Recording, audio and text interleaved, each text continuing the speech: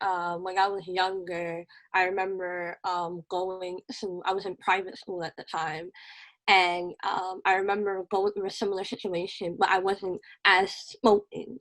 I would just come home and I would just like cry, or like there was an incident where my mother just ended up catching the teacher in act, and she as a mother would like blew up, and she looked at me and she told me like I'm not here with you all the time. I can't see what's going on all the time, but you can't sit and allow somebody to like speak to you that way. You can't sit and allow somebody to like take away something that's precious to you. Like my mother always taught me that if there's anything in life that people can't take away from you is your education, so don't get robbed by it. So for me, like just noticing like how my mother reacted, I started advocating for myself when I got confidence in middle school, and it was very different compared to my counterparts, right? So while my counterparts would probably react the same way I would, however, to them, to like the education system and to the school, they were just advocating. For me, I was being aggressive and disturbing. That's the big one. Like I was being very disturbing. I was disturbing the classroom. She was causing ruckus, or like whatever term they decided to use that day. But I did see the difference compared to my counterparts. They were seen as advocates, where I was seen as more of a problem, only because the way I express myself as far as like my body language, we would be saying the same thing, but because I expressed it differently, I would be seen as a problem rather than just being an advocate for myself. Unfortunately, the society we live in, and as a Black woman, we're already seen as aggressive.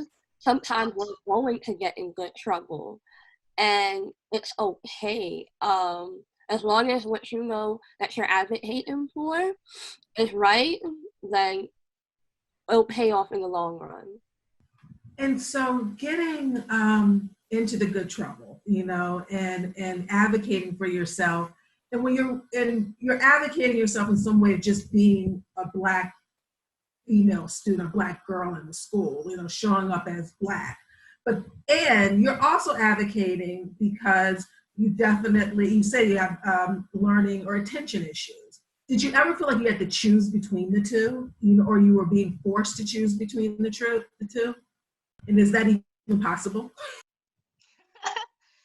It's definitely, it's a delicate balance, and sometimes it gets to a point to where it is almost too much, to carry, because being Black female and a learning disability, that's 3 check marks that I have.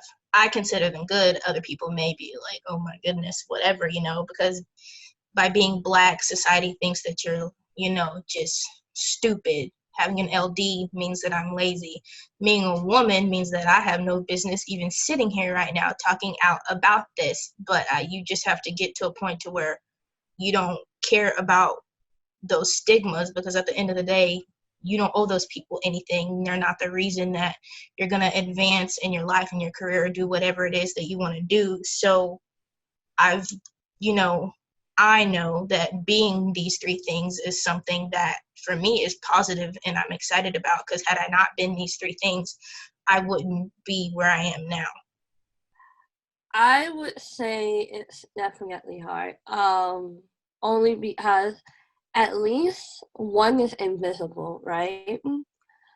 And I think nowadays, and even looking at myself growing up, I just wanted to just survive, right? I think being Black and being a woman is something you can't really hide. It's something that's out there. It's something visible. At least with my LE, it was something invisible, and it was something I can hold to myself. And it's not a label that somebody on the street can label me unless they knew me. And even within school systems, right? So a teacher wouldn't know unless she had or he or they had access to my personal records. So that was something I could hold to me. It was something that as a kid, like you're embarrassed about, right? Only because it's not that you can't learn, it's because you learn different. So as a kid, like I just hid it, right? You get pulled out to resource room and like kids will ask you why you getting pulled out. I don't know. I like but you're like, I don't know. Like, and you're just trying to just make sure that you fit in and that you can survive amongst everybody else. But as I got older, I guess seeing the power in being that whole triple threat, right?